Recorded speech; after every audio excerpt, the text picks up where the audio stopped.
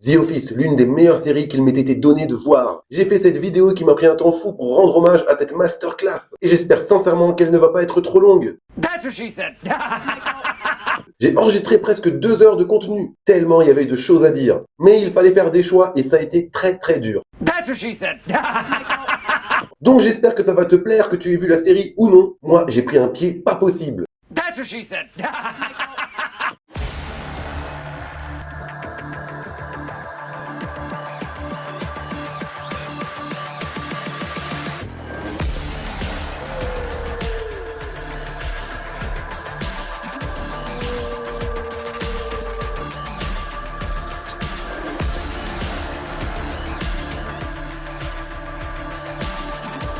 Bonjour et bienvenue dans les critiques christiques. Tu pensais vraiment que j'allais passer mon chemin sur YouTube sans parler de ça un jour? Eh ben ça tombe là. Désolé, je sais qu'il y a plein de films et plein de séries qui attendent ma critique. Si, ils attendent que ça. Mais ça fait des mois que ça me démange. Et là, je me suis dit, ça y est, lance-toi. C'est quasiment ma série préférée de tous les temps. Et ce serait dommage de pas en parler un peu. Même si ça date. Bon, tu verras, je me suis un peu enflammé. Mais c'est tellement bon et il y a tellement de choses à dire, donc allez, je me lance. The Office.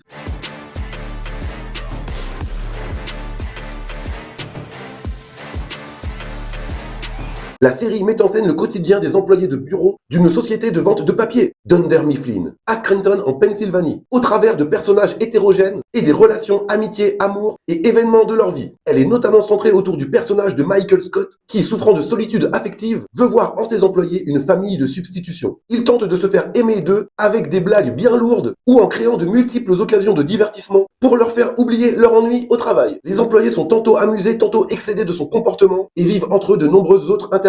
Histoire d'amour, d'amitié, rivalité, compétition professionnelle, problèmes de santé et de famille. The Office est une sitcom se présentant sous la forme d'un faux documentaire. Documentaire parodique ou mockumentaire, comme tu veux. Le principe moteur de la série est qu'une équipe de tournage décide de filmer le quotidien de cette société. La présence de la caméra est connue des personnages, en particulier Michael Scott le patron, qui participe avec beaucoup d'enthousiasme et essaye de se mettre en valeur, ce qui s'avère en général, on va pas se mentir, contre-productif. Ou Jim Halpert, un commercial, qui lui adresse fréquemment des regards et des commentaires amusés ou désabusés. D'autres comme Jane Livingston, vice-présidente des ventes, sont souvent irrités et parfois mal à l'aise avec cette présence. Les personnages, en particulier Jim Halpert et Pam Beasley, la réceptionniste, regardent parfois en direction de la caméra lorsque Michael Scott crée une situation délicate et gênante. L'action de chaque épisode est ponctuée d'entretiens avec les personnages, en tête-à-tête avec la caméra, sur le mode de la confession. Et ça parle d'événements de la journée, par exemple. Occasionnellement, on peut voir 2 personnages en même temps, où l'entretien d'un personnage est interrompu par l'autre. Quoi ?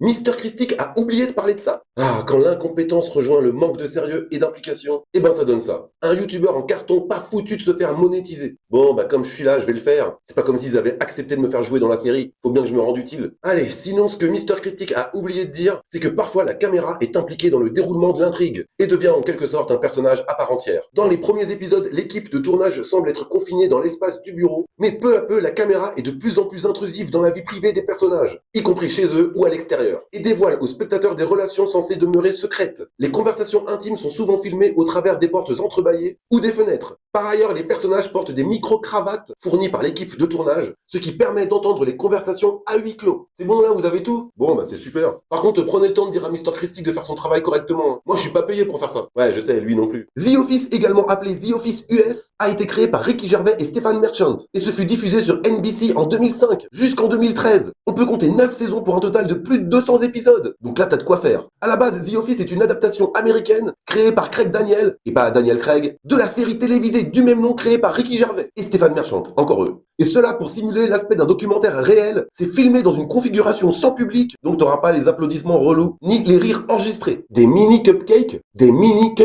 donc une version miniature d'un cupcake qui est déjà une version miniature d'un gâteau. Mais vous allez vous arrêter où? Merci, c'est tout pour moi. Le tout se passe dans de véritables immeubles, alternant entre scènes dynamiques, en mode caméra à l'épaule, avec pas mal de zoom, des plans non stabilisés et les confessions de personnages dont je parlais au début, en plan fixe de caméra. La série est bourrée d'humour grinçant, jouant carrément sur les malaises, ainsi que le comique de situation et de répétition. La série adopte tout de même un côté très feel-good qui assurera le succès de The Office. Avant la diffusion du 2e épisode, les scénaristes mènent des recherches dans des bureaux. Visiblement, c'est un processus habituel pour Craig Daniel, et pas Daniel Craig, qu'il avait déjà utilisé dans sa série précédente, Les Rois du Texas. classe que je te recommande. L'idée de l'épisode intitulé The Dundies, saison 2, épisode 1, est envisagée comme épisode pilote. Mais Craig Daniel, et pas Daniel Craig, préfère finalement adapter le premier épisode de la série britannique originale, puisqu'il pense que repartir complètement à zéro serait beaucoup trop risqué. Une fois la distribution confirmée, les scénaristes écrivent les personnages en fonction des acteurs, ce qui permet à la série de s'écarter de la version britannique à partir du deuxième épisode, intitulé La Journée de la Diversité, un de mes préférés. Après la première saison, à la suite de réactions très mitigées, les scénaristes tentent de rendre la série beaucoup plus optimiste et de rendre Michael Scott plus sympathique, mais toujours aussi gênant, t'inquiète. Ils travaillent également davantage les personnages secondaires de la série, leur donnant des personnalités avec plus de profondeur. Ils rendent les lumières du bureau plus lumineuses, ce qui permet à cette adaptation américaine de se différencier encore plus de la série britannique. Selon B.J. Novak, le mec qui joue Ryan dans la série, les scripts ont tendance à être un peu trop longs pour des épisodes durant une vingtaine de minutes, ce qui entraîne plusieurs coupures afin de rester dans la durée de l'épisode. Il faut savoir qu'un scénario complet est écrit pour chaque épisode, mais les acteurs ont tout de même le droit d'improviser. Jenna Fisher, alias Pam Beasley, la réceptionniste, a déclaré, ouvrez les guillemets, nos épisodes sont entièrement scénarisés. Les scénaristes mettent tout sur le papier. Ça va jusqu'au regard des personnages en direction de la caméra, les hésitations volontaires, tout est écrit. Et c'est le jeu de l'acteur de faire paraître tout ça naturel. Elle a dit aussi que les acteurs ont une liberté pour jouer un petit peu, et elle a déclaré que Steve Carell, alias Michael Scott, et Rainn Wilson, alias Dwight Schrute, sont de très bons improvisateurs. Si tu fais attention, tu peux le remarquer. D'ailleurs, je te conseille les bloopers que tu peux trouver sur YouTube. Tu sens que c'était difficile de garder son sérieux sur le tournage. Je peux te citer un exemple. Tu prends le premier épisode de la saison 3, intitulé Le péril gay. Michael Scott organise une réunion sur l'homosexualité et finit par rouler une grosse pelle à Oscar sur la bouche. Oui, j'avoue, généralement c'est sur la bouche quand tu roules une pelle. Et le baiser ne figure pas du tout dans le script. En réalité, Michael Scott devait embrasser Oscar sur le front, mais Steve Carell trouvait la scène un peu plate. Il décide donc d'improviser et d'embrasser Oscar sur la bouche. Les autres acteurs n'étaient pas préparés à cette scène et tu vois très nettement leur réaction de stupéfaction et en fait leurs expressions d'étonnement sont complètement authentiques. En plus, après le baiser, t'as Dwight qui se lève pour imiter Michael et embrasser Oscar sur la bouche aussi. Pareil, c'était totalement improvisé. Quand tu penses à Oscar, le gars il s'est pris littéralement 2 baisers sur la bouche coup sur coup. Je pense qu'en se réveillant le matin pour aller bosser, il n'aurait jamais imaginé la tournure de sa journée. Chérie, ta journée s'est bien passée? Ben j'ai roulé une pelle à Steve Carell et à Rainn Wilson en moins d'1 minute. Ces improvisations font partie de beaucoup de scènes supprimées pour presque tous les épisodes. Pour Craig Daniel et pas Daniel Craig, celles-ci font cependant partie du canon de l'univers de la série. Les dites scènes supprimées sont parfois restaurées pour allonger les épisodes ou pour attirer le public vers un contenu additionnel. Et si tu veux voir ces scènes inédites, tu peux les trouver sur NBC.com, sur iTunes ou alors dans les bonus des DVD. Niveau casting, on va commencer par le personnage principal, Michael Scott. Il y a beaucoup trop de choses à dire sur lui. Accroche-toi car à la base le rôle était fait pour Bob Odenkirk, Saul Goodman dans Better Call Saul et Breaking Bad. Tous les contrats étaient signés, il devait tourner le lundi matin, mais juste avant, les showrunners sont tombés sur la fameuse scène du JT avec Steve Carell dans Bruce Tout-Puissant. Et là, ils se sont dit direct, c'est lui qu'on veut. Mais en vrai, prendre Bob Odenkirk, c'était grave cohérent. La preuve, c'est qu'ils lui ont tout de même laissé un épisode, celui où Pam va bosser ailleurs, et le directeur de filiale, c'est lui. Et il est tellement pareil que Michael Scott joué par Steve Carell, ce qui fera dire à Pam dans l'épisode, purée, un autre Michael Scott. Mais je reconnais que c'est tant mieux que ce soit Steve Carell, car il est parfait pour le rôle. Au départ, j'avais peur qu'il prenne trop de place dans la série, et c'est le cas. Il a tellement d'énergie, tellement de choses à jouer, que c'est ultra satisfaisant. Comme je le disais, il souffre de solitude affective, et il manifeste à de nombreuses reprises des comportements socialement inadaptés, voire déplacés, et particulièrement quand t'es un patron. Bien qu'il exaspère ses collègues autant qu'il les amuse, par son humour puéril et ses idées calamiteuses, il finit par s'attirer leur amitié sincère, et par trouver l'amour. Ses multiples défauts ne l'empêchent pas d'être un vendeur compétent et un patron dévoué à défendre la situation fragile de sa filiale qui a été longtemps menacée de fermeture. Son personnage de directeur de filiale peut laisser perplexe quant à son rôle à la direction. Il représente l'autorité mais aussi l'incompétence. Il agit souvent sans réfléchir et essaye toujours de fuir ses responsabilités. Il apparaît comme l'élément perturbateur du groupe, toujours à la recherche de reconnaissance et d'affection. Il peut parfois faire des remarques très déplacées et il commente régulièrement les différences et les particularités de ses employés, qu'il essaye d'accepter dans une certaine forme de naïveté, mais accentue souvent à la place le traitement différencié qu'il leur impose. Mais malgré cela, il considère ses employés comme des amis. Il recherche souvent l'approbation collective et l'envie d'être aimé. Et cela au détriment de sa qualité de directeur. Michael Scott manque clairement de maturité et de confiance en lui. Il a peu d'amis, il est solitaire et sa solitude est aggravée par ses efforts d'essayer de se faire des amis. Michael a recours à tous les moyens afin d'être au centre de l'attention. Et généralement, il prend souvent pour lui le crédit du succès des autres. Mais quand tu creuses bien, il est vachement intelligent. Et à part Dwight Schrute, ses employés font des remarques assez dures. Il faut savoir que Michael Scott n'a pas toujours été incompétent chez Dunder Mifflin. Avant d'être directeur général, il était un excellent vendeur, capable de bonnes relations avec les clients et utilisait sa prestance à son avantage. Mais sa promotion le place dans une position au-dessus de ses compétences et ça, tu le vois très nettement au fil des saisons. Des épisodes, pas les 4 saisons de Vivaldi. On peut parler aussi de Dwight Schrute. J'adore son nom, Dwight Schrute. Ça fait choucroute un peu. Un de mes personnages préférés, interprété par Rainn Wilson, qui avait auditionné initialement pour le rôle de Michael Scott. Ça aurait fait bizarre. Et avant son audition, il avait regardé tous les épisodes de la série britannique pour pouvoir jouer Dwight Schrute. Il a même déclaré que sa prestation en tant que Michael Scott a été une terrible imitation de Ricky Gervais. Et du coup, les directeurs de casting ont préféré lui donner le rôle de Dwight Schrute. D'ailleurs, il y avait Seth Rogen qui avait auditionné pour le rôle, mais Rainn Wilson était vraiment trop bon, tellement borderline. Son personnage est totalement dévoué à Michael Scott et il est officieusement directeur régional adjoint. Enfin, adjoint du directeur régional. Et la différence est ultra importante. C'est un personnage bourré de principes, parfois discutables, même souvent discutables. Au départ, il est dépeint comme l'anti-Jim Halpert. T'arrives à te dire que c'est presque un antagoniste, mais on y reviendra tout à l'heure. C'est le meilleur vendeur des commerciaux et dans son comportement, il va tellement loin que ça en devient un personnage clé de la série et très original. Il y a toujours de la nouveauté avec lui. Il est très premier degré, souvent imbuvable avec le reste des employés. Avec lui, il faut pas se vexer. Il a un côté strict exacerbé, mais tout ça est une façade, car en fait, Dwight Schrute est super attachant. L'épisode de l'exercice d'incendie, c'est une masterclass. En termes de mise en scène, en termes de tout. Le type, il fout volontairement le feu au bureau pour tester les aptitudes des employés à gérer une telle situation. Il a pas de limite, il est hors sol. Bref, il est à fond. En plus, il a une ferme de betteraves, il en parle souvent. Très intéressant. Allez, on passe à Jim et Pam, les Ross et Rachel de la série. John Krasinski et Jenna Fischer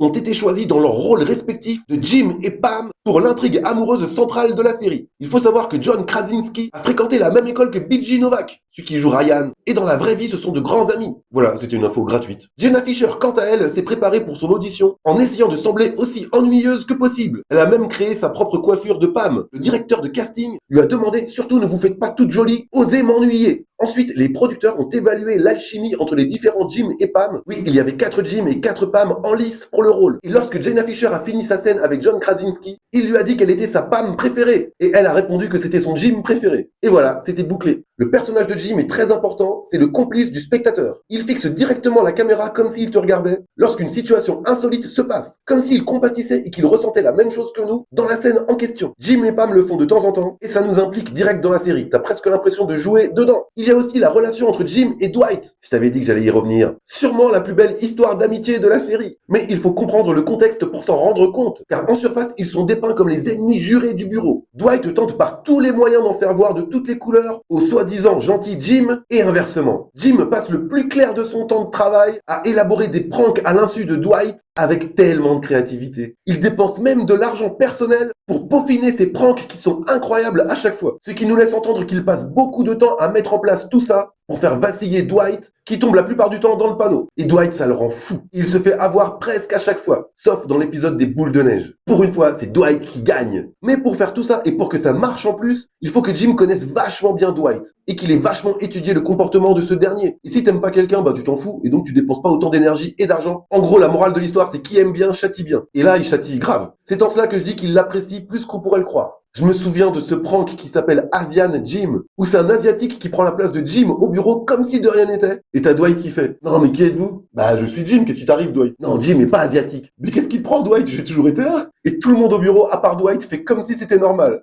Et il hallucine de ouf. Il y en a tellement des trucs comme ça, je pourrais faire une vidéo sur tous les pranks. Ouais, c'est pas une mauvaise idée. Non, je vais pas le faire, t'inquiète. Sinon, pour ce qui est des autres employés de bureau, tous les autres personnages secondaires sont incroyables aussi. Il y a nos 3 comptables, comme Kevin Malone qui va jamais te montrer l'historique de son ordinateur. Quand tu le vois, tu vas jamais croire ce que je vais te dire. Avant la série, c'était un basketteur professionnel. Il a même été repris dans un jeu vidéo. Petite anecdote, il y a un épisode où les employés de bureau affrontent ceux de l'entrepôt au basket. Et dans une scène post-crédit pas du tout prévue, Kevin Malone enchaîne les paniers en mode switch, switch, switch, switch. Et c'est Steve Carell qui a demandé à ce que les caméras continuent de filmer. Tellement Kevin était adroit. Sinon, il y a Oscar Martinez, le plus cultivé de la boîte, comptable homosexuel mexicain. Je suis pas du genre à préciser ce genre de choses, mais dans la série, c'est ultra important, surtout quand t'as Michael Scott comme directeur. Et bien sûr, il y a Angela Martin, la blonde très stricte, très sévère, sans humour. Et pourtant, quand tu mates les bloopers, c'est-à-dire les bêtisiers quoi, tu vois que la meuf, en fait, elle a grave de l'humour. Mais elle joue son personnage à merveille. De toute façon, pour jouer dans The Office, faut avoir de l'humour. The Office est la pire série que j'ai jamais vue. Ils ont même pas voulu me faire jouer dedans. J'avais pourtant postulé pour le rôle d'Angela.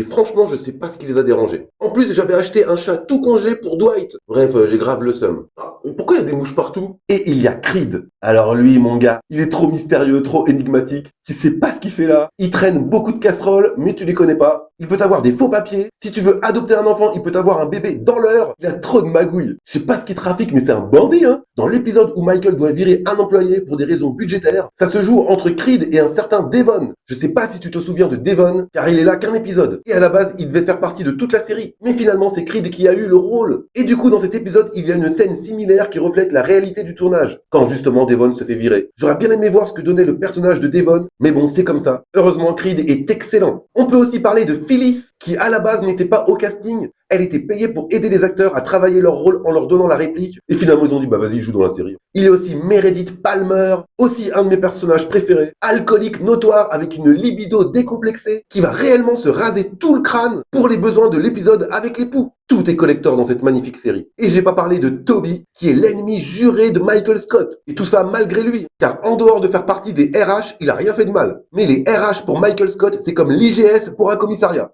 Et donc, pour Michael, Toby est un traître. Toby est campé par Paul Lieberstein, qui, au même titre que Kelly Kapoor, la responsable qualité, la fille indienne qui sort avec Ryan, qui écrit la majorité des dialogues des personnages, en plus de jouer dans la série. Et c'est pour ça que leur bureau est dans l'annexe, pour qu'ils puissent continuer d'écrire pendant le tournage. Plus tard dans la série arrive Ed Helms, le dentiste dans Very Bad Trip. Alors lui, il est énormissime, et il a vu son personnage de Randy Bernard bien évoluer au cours de la série. Au début, il jouait un macho un peu lourd, avec les clichés que ça implique, et au fur et à mesure, la production l'a rendu beaucoup plus sensible, en nous montrant aussi tous ses talents de musicien. Et un musicien, c'est sensible. D'ailleurs, comme dans Very Bad Trip, on le voit souvent chanter ou jouer de la guitare, et c'est un très bon musicien. Je ne vais pas parler de tout le monde, car il y a beaucoup de monde. Il y a Erin au standard qui remplace Pam, l'excellent Stanley qui fait toujours des mots croisés, qu'on a marre d'être là. Il y a aussi Daryl, que je trouve encore plus incroyable dans le rôle de Doug Judy dans Brooklyn Nine-Nine. Tout ça pour dire que The Office comporte son lot de personnages de malades. Ah si, je vais quand même parler de Jen Livingston, qui est jouée par l'excellente Melora Harding. C'est la patronne de Michael Scott. Elle est très particulière, mais excellente. Aussi un de mes personnages préférés. Mais c'est tous mes personnages préférés. Et elle est à l'origine, selon moi, du meilleur épisode de la série. Le dîner. Elle est super stricte, super sévère, totalement en opposition avec le personnage de Michael Scott. Et pourtant, ils sont attirés l'un vers l'autre. Si bien que quand ils emménagent ensemble, ils invitent Pam et Jim, Andy, Bernard et Angela, qui étaient en couple à ce moment de la série, pour un dîner. L'épisode est juste incroyable. La tension du couple Michael Scott-Jen Livingston est autant palpable qu'exponentielle. Tu penses à nos pauvres invités qui doivent supporter ce dîner, et même toi qui n'es pas invité, t'as envie de partir. D'ailleurs, Jen, qui est super sexy et très autoritaire, même dans l'intimité, ici passe pour le diable, d'où la couleur rouge de sa robe. Elle le dit elle-même dans la soirée,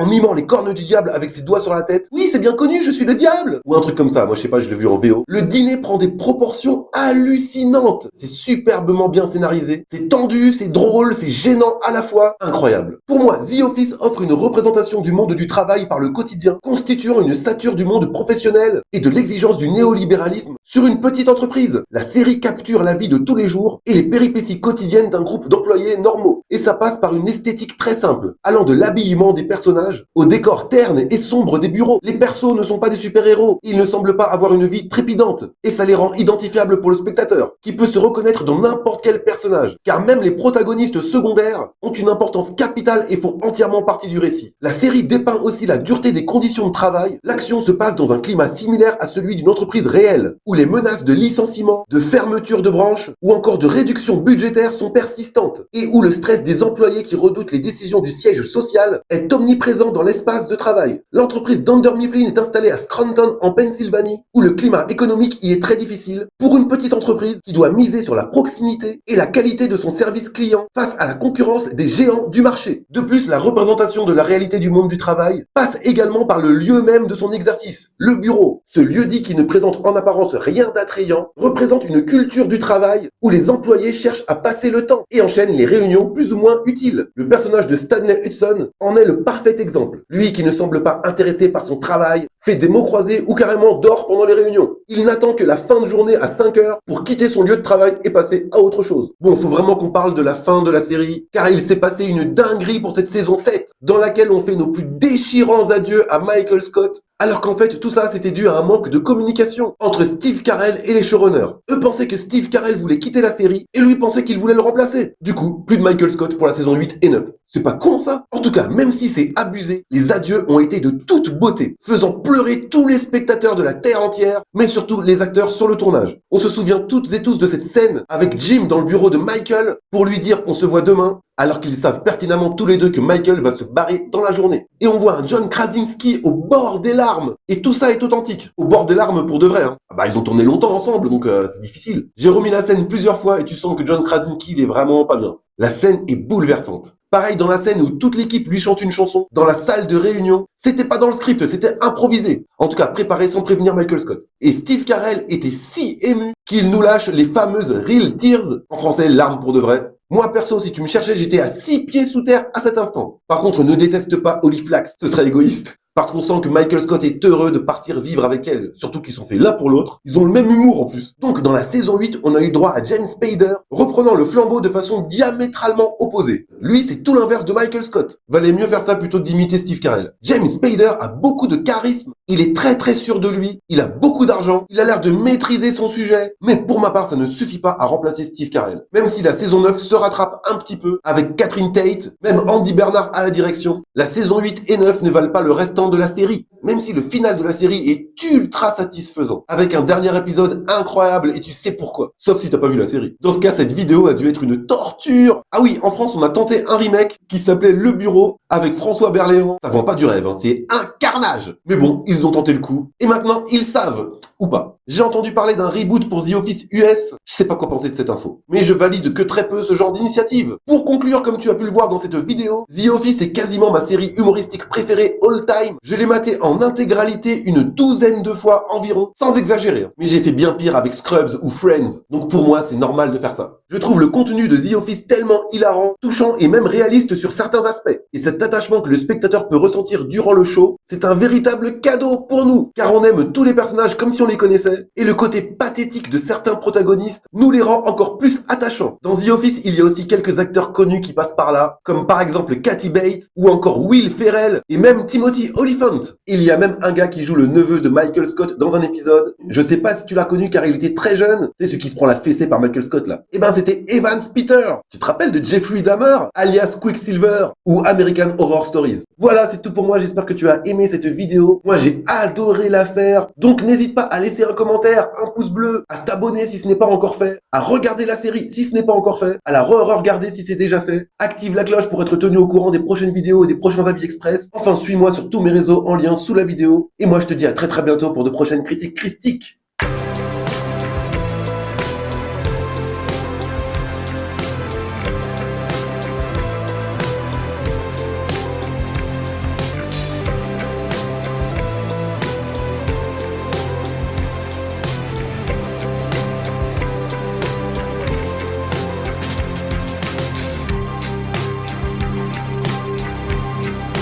Bon, en fait, j'ai menti, j'ai bien joué dans The Office. Le problème, c'est que je me suis trompé d'étage de bureau. Et ça, pendant les 9 saisons. Je trouvais ça bizarre aussi qu'il n'y ait jamais personne. Bah, du coup, il n'y a aucune scène où tu me verras. C'est dommage parce que j'aurais été un super vendeur de papier. Bon, allez, je me tire parce que ça va être bientôt l'heure de pointe. Et ça risque d'être très dur de rentrer. That's what she said.